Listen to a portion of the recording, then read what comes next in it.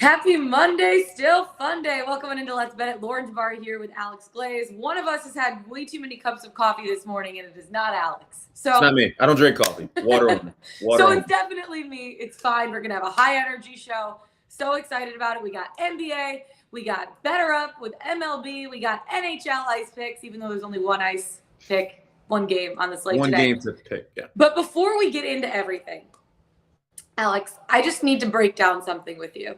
So watching the MLB games last night, let's talk about Kyle Schwarber for a second. So he's up to bat. Angel Hernandez calls a strike that is so far low and outside. It was like, say like I'm sitting on the couch and that's the strike zone. That pitch was like outside the window and around the corner, around the block. Kyle Schwarber loses his mind, gets ejected from the game. Just your thoughts on that whole situation. My initial thought was that Schwarber's bat slam was incredible. It was the two-handed slam. I mean, just an incredible bat slam. I thought he was going to break it over his knee, to be honest with you. I mean, Angel Hernandez has been bad for a long time. I mean, I don't understand how he continues to get these big games, how he's behind the plate. Just there's a lot of questions I have about Angel Hernandez, but Schwarber, just an incredible ejection. I mean, he earned it. I mean, that's a tough call, tough spot. But I'm a big fan of the bat slam. I don't think I've seen a two-handed bat slam like that. Yeah. So that was pretty impressive. I agree. Honestly, if you're going to get ejected, do it right. You know what I mean? Like spit on the plate, kick dirt. I don't know. That was a big call. I mean, that would have put him on base, I believe. I mean, that was ninth inning.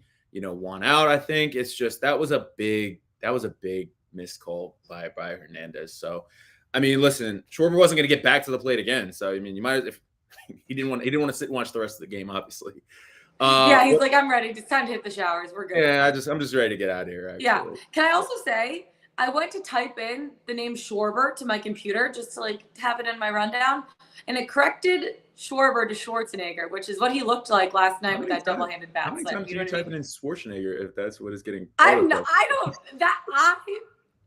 Maybe like once or twice. That's it. More than Schwarber. I don't know. But yeah, Kyle Schwarber, Kyle Schwarzenegger, same thing. It's fine, whatever. The other thing too, I'll say though, because you were saying you must have been looking at, because there were two bad pitches in that game. One of them was way off, but this one for Schwarber was probably. I was talking about it with our producer Justin before the show. Just it had to have been like 6 inches out or inside.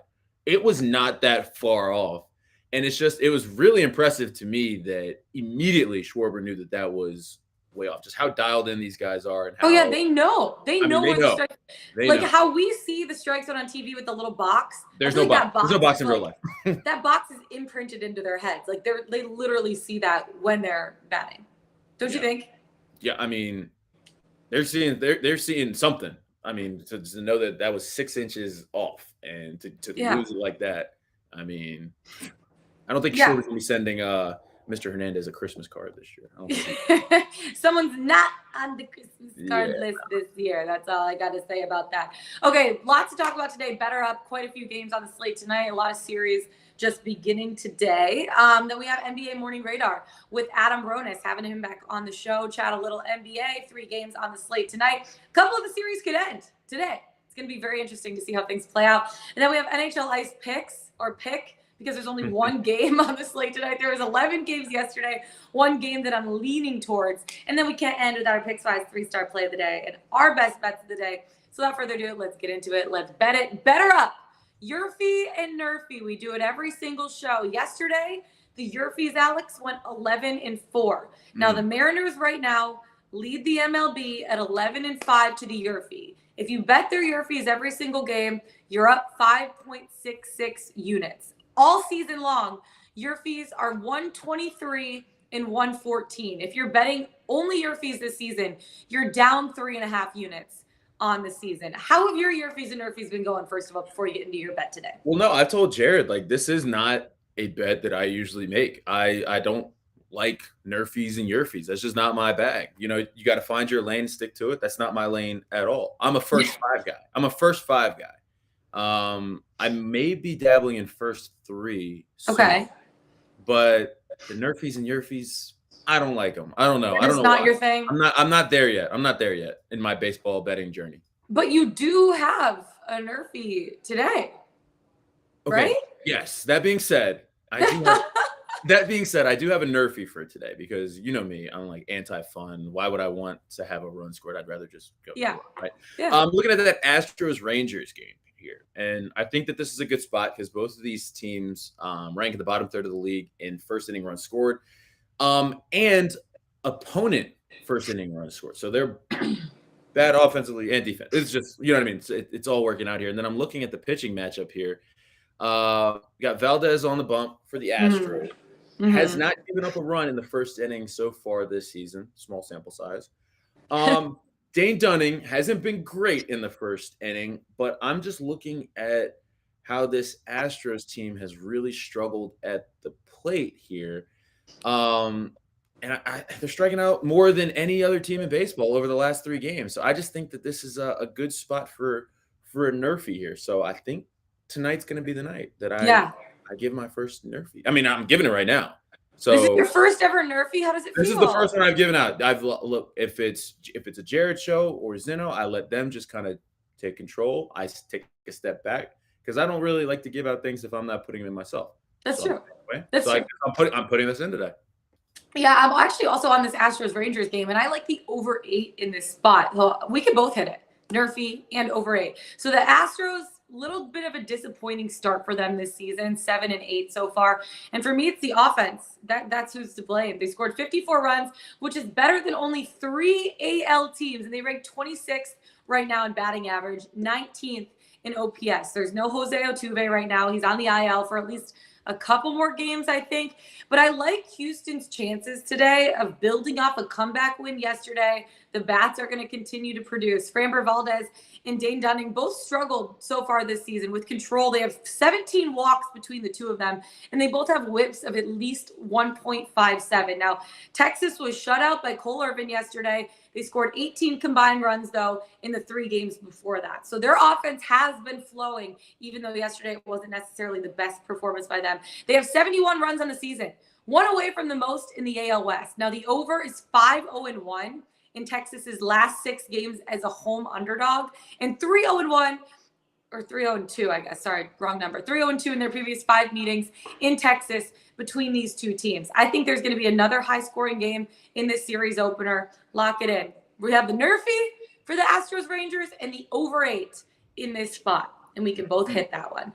You have one more bet today, too, also on the MLB card. What do you got? Yeah. I'm looking at the total in this Mets-Cardinals game, and I still found a 7 out there, under 7 on DraftKings, 6.5 on FanDuel. So definitely shop around for the better number there. But a little juicy on DraftKings with the 7. But I'm looking at the pitching matchup here, right? We got Scherzer and Michaelis, both off the strong starts this season, and I'm expecting both of them to have pretty strong outings tonight. This current Cardinals roster, when you look at them, 174 average against Scherzer and a 33.9 strikeout percentage. Mets roster, current Mets roster only hitting 118 against Michaelis. So I'm expecting both of these guys to go deep into this game, have longer nights. They've been dominant so far this season. So 7's a little high for me in this matchup. So I'm looking at the under here. The under. I'm also taking another over. I want to see a lot of hits and runs and hits and runs and hits and runs today. Can you tell I had a lot of coffee this morning, Alex? Or no? Just a little bit. Yeah, late night last night. Tough loss for the Hawks, but you know what? I had to get up, have my coffee this morning, start the day off, the week starting off well. But I'm also on the Guardians at Angels. I like over 8 in this spot. And I'm going to get a little bit more in depth with this for my best bet of the day, because this is my best bet of the day. But a lot of this has to do with the pitching right now, and also the temperature in Anaheim. It's like 91 degrees during the day. It is a night game. The wind's supposed to be blowing out. It's going to be 60 degrees tonight. Perfect for good hitting. But I'll get more into that in depth in a little bit for my play of the day, because I don't want to give it all away. I got to keep the people sticking around. You know what I mean? So yeah, I like 2 overs today. Lots of hits and runs. I know we're having Adam Ronis on in a second, but before we do, I want to get into my one NHL pick. There's only one. There's only one. There's literally one game. Yesterday there was 12 games on the slate. Today, there is uno más, one game on the slate, and it is the Flyers taking on the Blackhawks in Chicago. Now, I haven't officially bet this game yet, but this is how I'm leaning. I like the Flyers money line at plus 122. Hear me out. The Blackhawks right now are 2-7-1 in their last 10 games. I know the Flyers are in the second half of a back-to-back, but yesterday, Alex, they beat the Pens, who are one of the best teams right now in the NHL. They're riding now a 2-game win streak, the Flyers are. And they're not a good team. Like, this is a battle between two really, really bad teams. But I know Chicago has the home ice advantage. They are going to be a little bit more rested. I like the motivation factor here. I like the momentum factor here.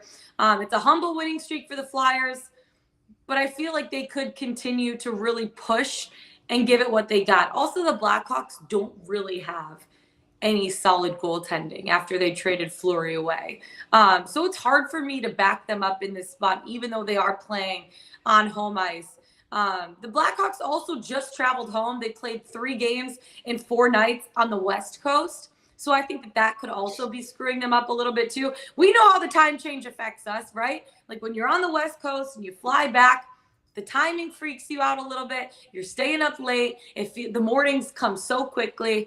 You know what I mean? I like the Flyers in this spot. Flyers money line at plus 122, second half of a back-to-back. I'm locking it in, and we're making it happen. How do you feel about it? How have you been doing with NHL this season so far?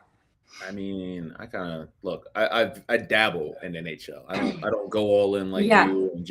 NHL is not, again, similar to baseball. Baseball, I'm taking a different approach. I'm kind of waiting for more games to kind of get under the belt to see. NHL, you got to know your strengths. And that's not really one of them. But all I will say, I won't be watching that game tonight. There's plenty of other options.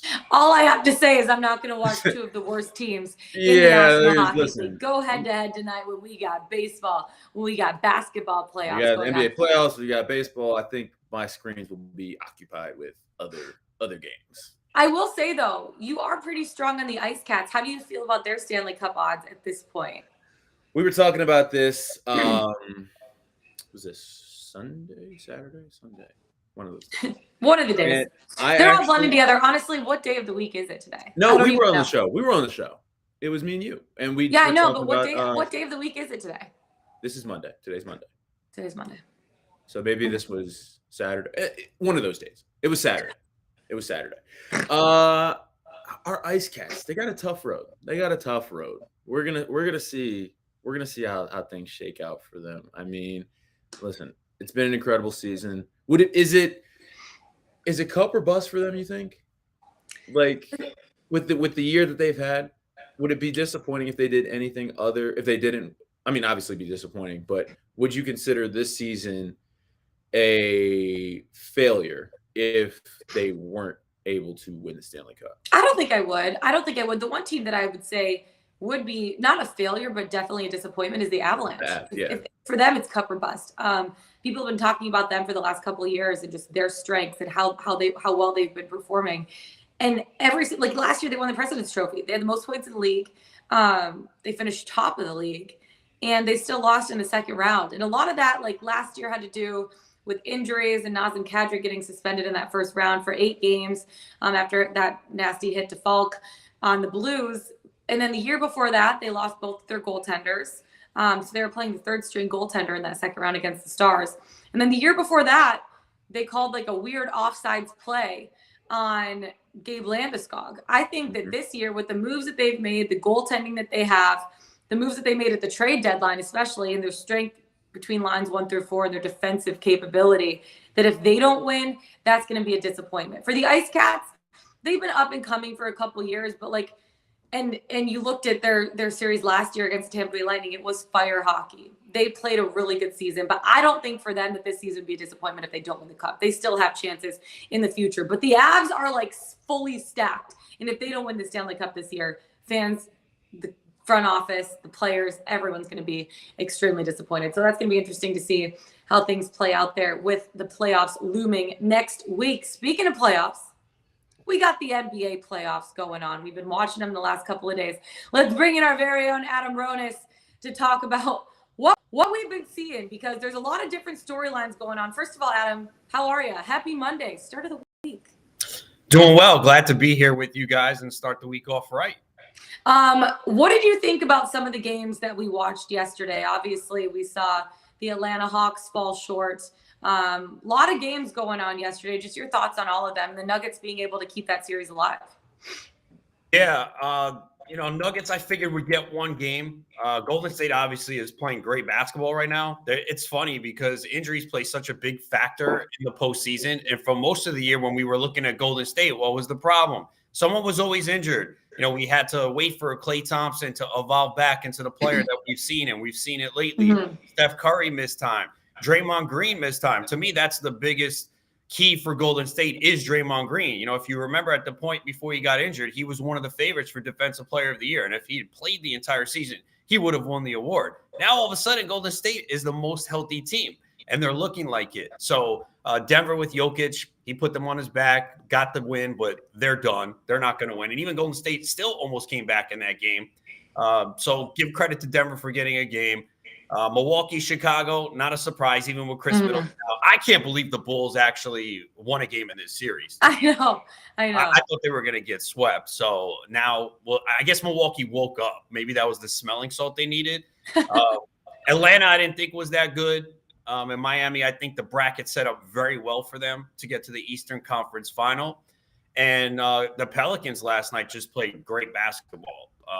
Brandon Ingram is a baller. I've always liked him, and man, he has really stepped up. I've been hitting his player props a lot this season, and he just had another big game last night. Valanciunas was really good. So Pelicans made things interesting last night, and they got the Suns really frustrated too. I still think the Suns win that series, but Pelicans are a fun team to watch. You can see it. Yeah, the second half of the season, once they got CJ McCollum, they really kind of put things together, and they were a lot of fun to watch last night. And I know, Alex, that Valanciunas kind of wanted to step it up, especially after not having the best game in the game before that. Just what are your thoughts, AG, on all the games from yesterday? I mean, I wish I was on the show yesterday when I saw Valanciunas' rebounds prop was 11.5. I was like, oh, let me get that. Let me get that. And then Ayton, I believe, was 10.5 after his big game. But, we can get it.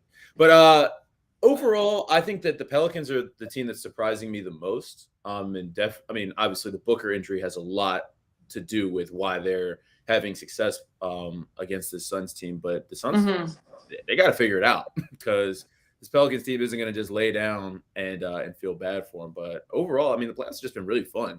The big surprise, though, and I know we're going to talk more about this game, has just been the Nets. Yeah. And how the Celtics have just completely taken Kevin Durant out of this series almost, it feels like, and how, I don't want to say Kyrie's been playing bad, but is it, Adam, do you think it's more that KD and Kyrie are off, or this Celtics defense is just playing that much better than anyone else has defended them, this season? Because I can't remember a stretch where they've looked like this. Neither can I. I think it's the Celtics. Kevin Durant's taking so many contested shots. Yeah. He has to work for everything. The worst part about Durant right now, he's not even taking shots. He took 11 in game 3. That's inexcusable. So I was on – if any game I thought Durant would come out and play well, it was game 3. I'm like, all right, the first 2 games could have gone either way. Brooklyn really could have won either of the first 2 games. Okay, fine. They lost both. Now they're coming home. Durant's going to put the team on his back. And he did it. 11 shots from the field. To me, that was stunning. Kyrie Irving, too. Kyrie Irving had the big game 1. And since then, he shot 10 of 30 from the field. Yeah. The Nets can't win games like this. I've said it all year. If Durant and Irving both don't have big games, the Nets can't win. And yet somehow, with Durant having no good games and Kyrie having 1, they had a chance to win, I'd say, either of the first 2. I know game 3 was a 6-point game, but it never felt like, especially at the end, that they were going to pull that off. So, Marcus Smart, Defensive Player of the Year on Kyrie a lot. Durant has to work for everything. He's just not getting good looks. So I think the other thing is I think we probably didn't give Boston enough credit. All season long, we're sitting here saying, oh, Brooklyn's dangerous if they get in. But we knew all year long that they had issues. You're waiting for Ben Simmons to come rescue your season. We'll get into that. It's just not going to work. So, and Boston has been a top 5 team, defensive efficiency number 1 now, and most of the year. And they had issues. I think was it late December, early January? There was some issue with Jaylen Brown, Marcus Smart, and it looked like it could spiral out of control. Instead, it brought them together, and they've been playing great basketball. And the other thing is, too, I think they had no fear of the Nets. If you remember, people jockeying for that 2 seed when it looked like Brooklyn was going to be the 7. Boston said, you know what? We're going to come out. We're going to win. We don't care. Give us the 2 seed. We'll play Brooklyn. And it's reflected in their attitude. So I think a lot of this is on Boston. I know it's easy to sit here. Everyone say, oh, Durant and Kyrie, they didn't come through in a big spot. And they still are very disappointed. You cannot have these type of performances. But I think this is a lot of credit goes to Boston. They're legit. Yeah, 2 things for me. Boston, and I've been saying this since the beginning of the series, Boston is the better team.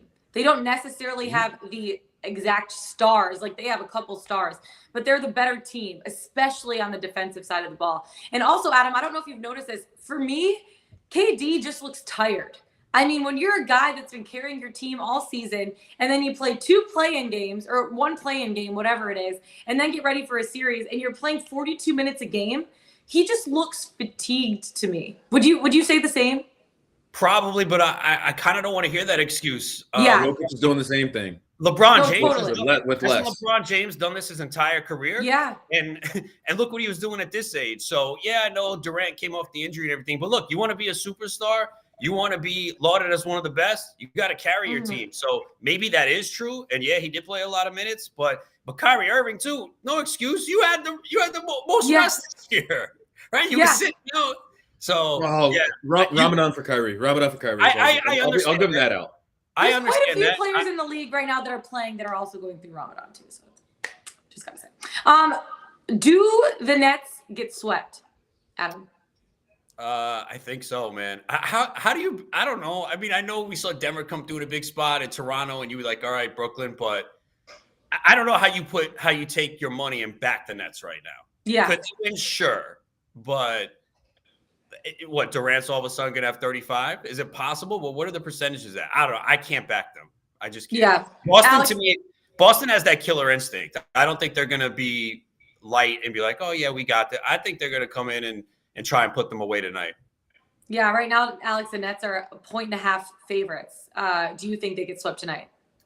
I think I'm agreeing with Adam. I think it's done.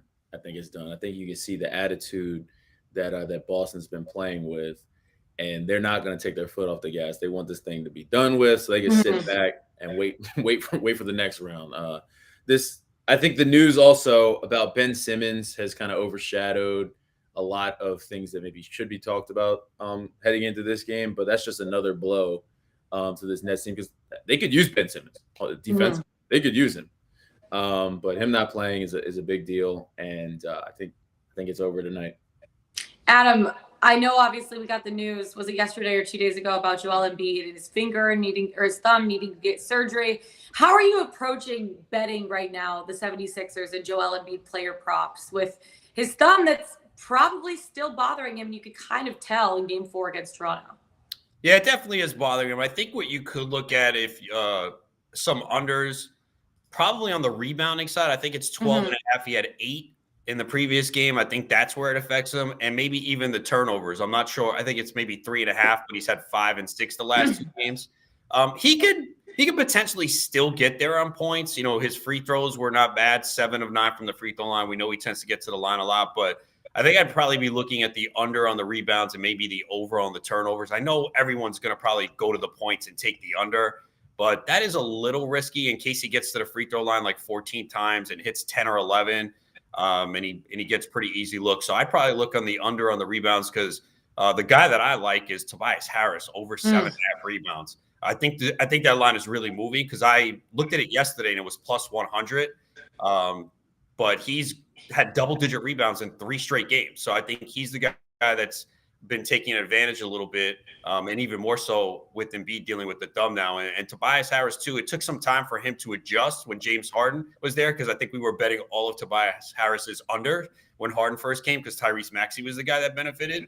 But it looks like Tobias has gotten real comfortable now, and the rebounding number stands out for me for Tobias Harris tonight.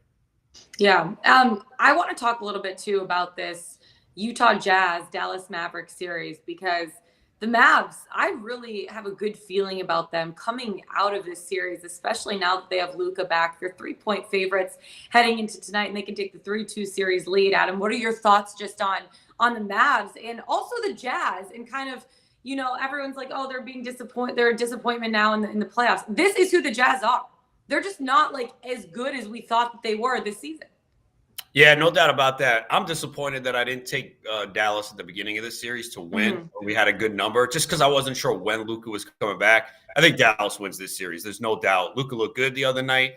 The Jazz just clearly have some issues as well. I mean, give them credit for pulling that game out in Game 4, but I think what this presents is, ways to take Dallas to win this series. I think Dallas definitely wins this. Jalen Brunson has been unbelievable.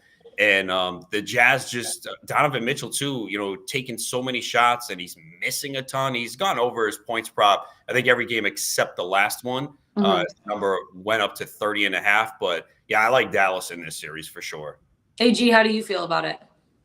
Impressed with Jalen Brunson. I was kind of staying away from Luka props until I saw how he looked in his return. He looks like Luka. But I mean, this Mavs team's just been really impressive. I don't know if do they have enough, Adam, you think, to make a legitimate run? I don't think they have enough, but I think the Jazz are who they are. They do this every year and kind of wet the bed in the playoffs. But I think that I'm interested in this Jazz team because I put them, like a lot of people are riding the Grizzlies because they're fun, they're young. I put them probably in the same boat as the Grizzlies, right? Like inexperienced, but also kind of have been there, maybe can make a run. The West is just kind of wide open.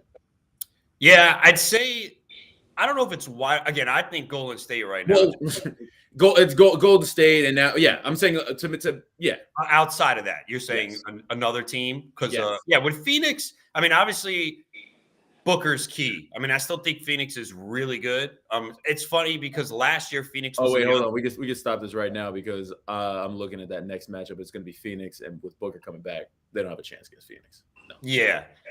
Phoenix, it's the key, though, is getting Booker back because Phoenix was on the other side last year. They were the team that was injury-free.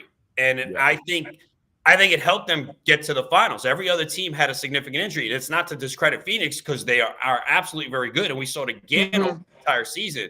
But if you take Booker away, I don't think they're beating Golden State. So Dallas, I'm with you. I don't see enough. I know there's some people who think they can. I mean, when you got a guy like Luka who can carry you and everyone else plays well around him, I guess. And they've played pretty well defensively, too. This has been a series where we've seen not many points. The totals have been low. It's been slow paced. And we've seen that a lot in some of these playoff games outside of Golden State. We've seen a lot of totals go under. But, I don't think Dallas has enough to make that run in the West. Yeah.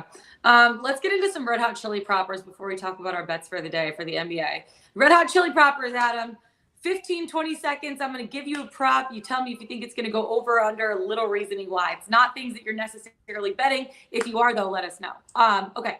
Red Hot Chili Proppers. Over under. Kyrie Irving, 26.5 points. What do you think? Yeah, I'm going to go under. Just struggling the last two games. Boston hasn't figured out. Is there a chance he goes over? Yes, it's Kyrie. He can get hot, start nailing threes. But if you're asking me for a lean, I'm going under. Alex, what do you think? Just want to say real quick, went 4 for 5 in my Red Hot Chili Proppers on Saturday.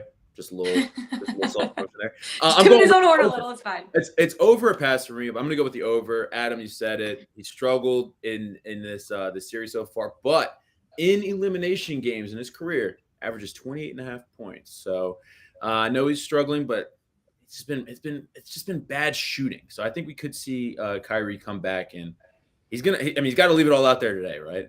So I think Kyrie can get there. Over under 37.5 points, rebounds, and assists, Adam, for Pascal Siakam. He's gone over this in one of the 4 games. It was the last one. Fred VanVleet likely out. That should help him. But, man, this is just such a high number. We've seen this series really low scoring, so I'm going to take the under. Alex? Yeah, I'm going with the under as well. For all the reasons Adam said. Also, series going back to Philly, which means Thibault. Did you like that drum roll? Thibault's coming back, and I think that after Siakam coming off the big game that he just had, he's going to be seeing a lot of Thibault in his face, which means that this is going to go under Over under 3.5 assists, Adam, for Tyrese Maxey. This is a tough one because he's either gone way over this or clearly under. So I'll take the under here just because we see Harden have the ball in his hands quite a bit. So you need 4 here. So I'll take the under. Alex? I'm going with the over. I'm going with the over here, averaging 4.3 assists in this series. I think it's going to be a Maxey game tonight. We'll get into that later, but I think tonight's a Maxey game.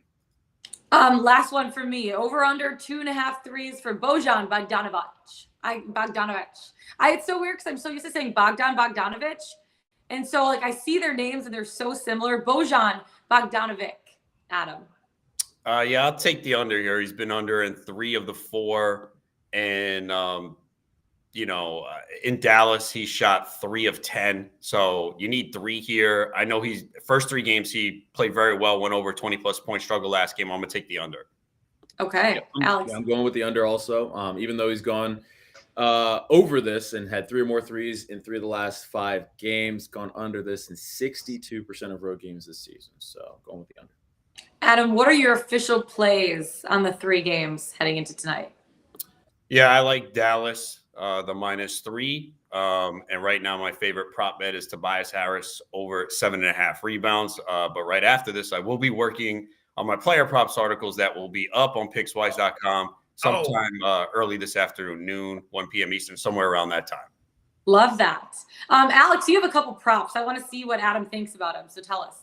Okay. So I do have a couple props. And these are actually props that I think I talked about both of these on Saturday. So Tatum over 5.5 assists was my play of the day on Saturday. It got me 6.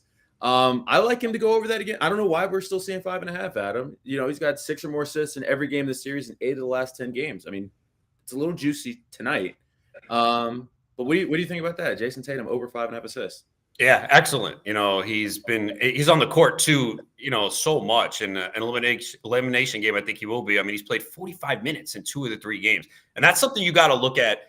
For player props and the postseason, the rotations are shorter, and a lot of these starters play big minutes. If you're going to give us that many minutes, he has the ball in his hands a lot, and he finds the open man. So I think that's a good one. Yeah, and the other prop. Yeah, tell us on here.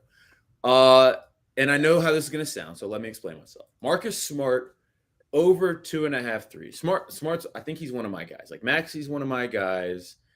Who's my other guy? Steven Adams, one of my guys. I think Marcus Smart. Steven Adams was your guy, but like he didn't hit his prop for like 5 No. He missed 2 props, but I kept going back to the well. And my guy, Steven Adams. I think Marcus Smart is becoming one of my guys here because 2.5 threes at plus 140 on FanDuel. This is just like a value play for me because the volume is there, right? And if you watch these games, they're open shots.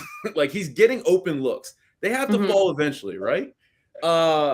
He's just had some bad shooting nights, knocked down 4 threes in game 1, 1 for 6 in game 2, 2 for 10 in game 3. So the volume is there, Adam. I think we can get 3 threes tonight, plus 140. I like the price. Yeah, I like the plus odds. Smart for me too is also a guy I've looked at a lot this year, whether it's the rebounds, assist props, sometimes PRAs, definitely on the Nets on game 1. I went with his PRAs. He hit it, went back in game 2. Wasn't as good, but you're right. The volume is there. That's really important. If you're looking at a guy taking 9, 6, and 10 threes in each game, and it's the Nets defense, sure. So yeah, I think it might not hit, but you're getting it at plus money. And if you're telling me Smart's going to take 10 threes, all right, I only need him to hit 3 to nail this bet. That's 30%. He averages, I think it's 33 on the season. So we need 30%. Yeah, and that's what you look at it too. I think that's a lot of times people look, oh, well, he hasn't done it the last couple of weeks. That's not what we're not worried about the past. We're looking ahead. If the volume is there, the matchup's right, go with it at plus money. We can do that with betting, and we can also do that with life. Adam Ronis, don't look at the past. Only look at the future, my friends. Thank you so much. That's what I tell girls when we meet them. Don't look at my past. Just look at what's ahead. Only look at what's ahead. I love it. Adam Ronis, thank you so much. Make sure to check out his player props article on Pickswise.com. You said it's dropping this afternoon, right? Yes, that'll be around noon, 1 p.m. Eastern. I'm going to be working on it right now. Okay, awesome. Make sure to check for that. Adam Ronis, thank you so much. I'm sure we'll be talking to you quite a bit throughout the playoffs. All right, have a great day, guys. Later. You too. Only look at the future, you guys. Only look at the future. Blinders on. looking at the future. Speaking of the future, let's go to Pickswise.com, Alex. What is our 3-star play of the days today that's going to win us some money tonight? I am looking at the site, and correct me if I'm wrong, I do not see any 3-star plays on the site right now. I would look, but my computer won't turn on again for the 3rd straight time. Oh, my gosh. Well, I'm living on the edge. Technology is hitting me in the But a lot of good plays. A lot of good plays on the site. So a lot of good plays on the site. No 3-star play of the day. Maybe we'll have one later today. But make sure to go to Pickswise.com every day. Check out our 3-star play of the days and the rest of the plays that we have because they're all really good ones for you. Okay, let's get into our best bets of the day. You're doing another player prop. I'm doing a baseball bet. Yes. I'll let you go first with your player prop since we were just talking about NBA. Okay. Tyrese Maxey, over 18.5 points. You love Maxey. Love Maxey. Usually go with his threes prop, but today we're looking at just straight points. Scored 19 or more points in all but one game in this series, and that was the last game. I like this as a little bit of a bounce back spot for Maxey.